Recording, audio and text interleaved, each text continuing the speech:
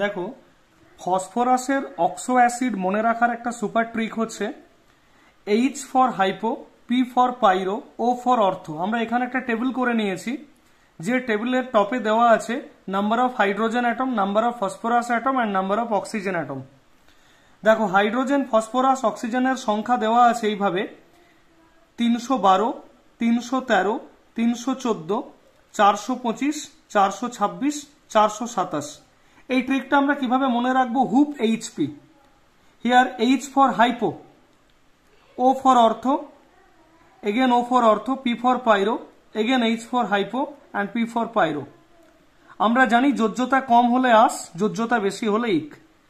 দেখো এখানে 312 I mean formula হচ্ছে H3P1 হাইপো, হাইপো ফসফরাস। দেখো এখানে ফসফরাসের শেষে সাফিক্সে আস আসবে, phosphorus acid, therefore hypophosphorus acid। Similarly অর্থ নেব H3PO3, এটা অর্থোফসফরাস অ্যাসিড। একই রকম ভাবে অর্থোফসফরিক অ্যাসিড কোনটা? H3P1, that is PO4।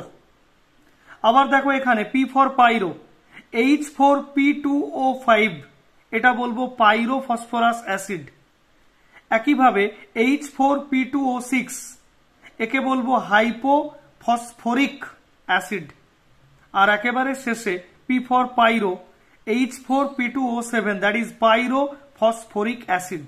এটা মনে রাখবে এইভাবে, দেখো প্রথম দুটো আস, পরেরটা ইক, আবার অল্টারনেটিভলি পরেরটা আস, শেষের দুটো ইক।